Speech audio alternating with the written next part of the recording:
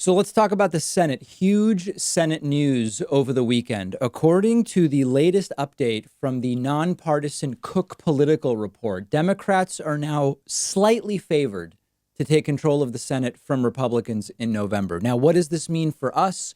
Nothing. Everyone has to vote no matter what is going on. But let's actually discuss. So back in 2019, I didn't think Democrats had a good shot at taking the Senate in 2020. We have 100 senators. Every 2 years, one third of them are up for reelection. And the third of the seats that were up in 2020 were not in early 2019 looking very favorable for Democrats. Trump was polling okay enough that the incumbent Republicans weren't being hugely hurt. And I did a story in May of 2019 called Why Democrats Won't Take the Senate in 2020. And in the clip, I say, this is the situation right now. If something changes, I will update you. And then things sort of did change. And some seats started looking not quite so good for incumbent Republicans. Trump wasn't doing so hot. And so by October of 2019, I did another close analysis of each race, each seat up for reelection. And that got me to a point where I revised my view and told you in October of 2019, Democrats could take the Senate in 2020. Now, I've been following this closely for you since. And in May of this year, just a couple months ago, I did a story where there was an uphill battle, certainly, but a much clearer path for Democrats to take the Senate. And again, I came back to you on May 20th and I said, Democrats could take the Senate from Republicans. And it was uphill, but it was a much more reasonable path. And things have now gotten so bad for Donald Trump and incumbent Republicans, even loosely associated with him in the last 2 months since that story, that the Cook Political Report, 100 days out from this election, now says that Democrats are favored to take back the Senate. Now, it's a slim margin, but a slight edge to Democrats to take back the Senate is a dramatically different situation than what we had 18 months ago. Now, as a reminder, right now, the Senate is 53 to 47, Republicans over Democrats.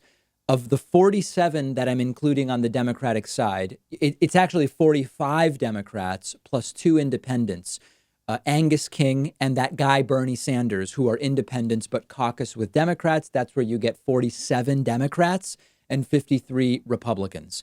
In July, 5 races changed in such a way that the Cook Political Report changed their projection to a slight edge to Democrats to control the Senate. The changes in July are in Arizona, Martha McSally is losing pretty badly to Mark Kelly in polls, and that has gone from a toss-up to leaning Democratic.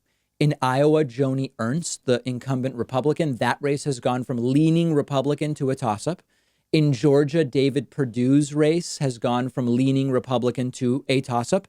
In Minnesota rather, Tina Smith went from likely Democratic victory to solid Democratic victory. And then in New Mexico, which is currently an open seat, it went from likely Democrat Tom Udall winning to solidly Democrat Tom Udall winning. Now, those are the changes in July, which have pushed the Senate overall to more likely to be taken control of by Democrats. But you've got a whole bunch of other races that have not changed in July, which we've talked about. Colorado and North Carolina are very vulnerable Republican seats. That's Cory Gardner and Tom Tillis.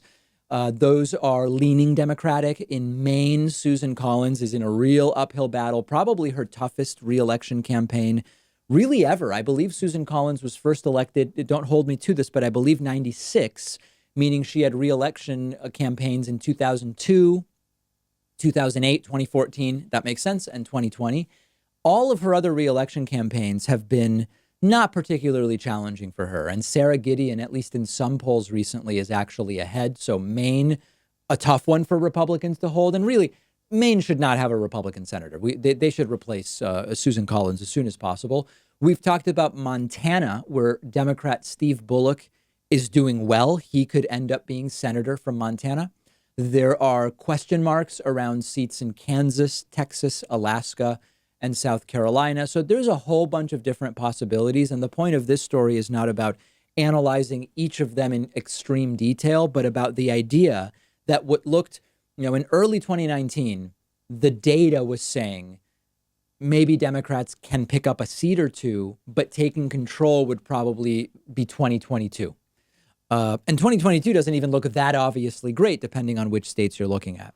It shifted to there's a path, but all these different maybes need to go the way of the Democratic challengers.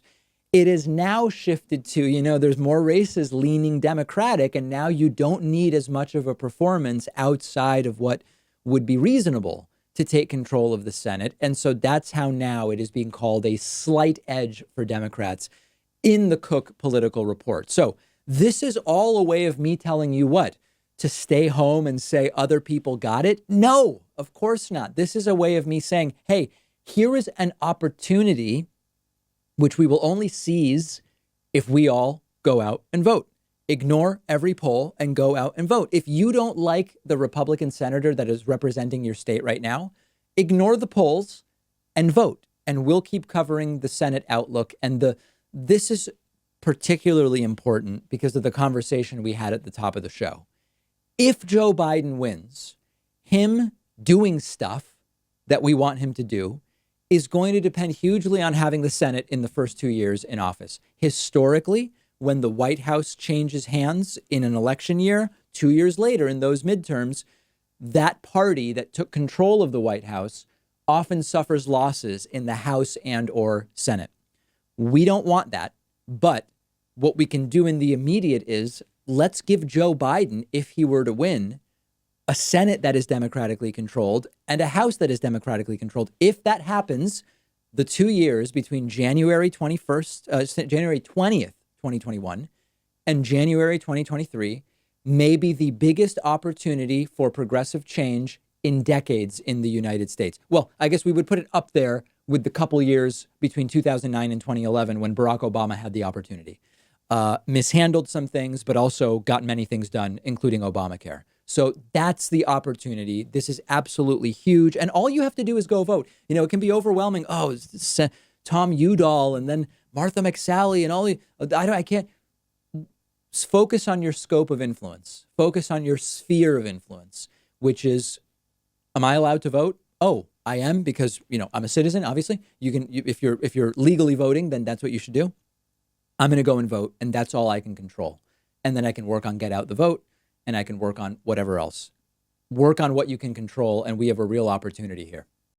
Real quick, I want to tell you about our sponsor, Magic Spoon, who have done something awesome. They've taken all of our favorite sugary childhood cereals that we know we shouldn't eat anymore and turned them into something you can actually feel good about eating as an adult. There's 4 flavors: cocoa, fruity, frosted, and blueberry.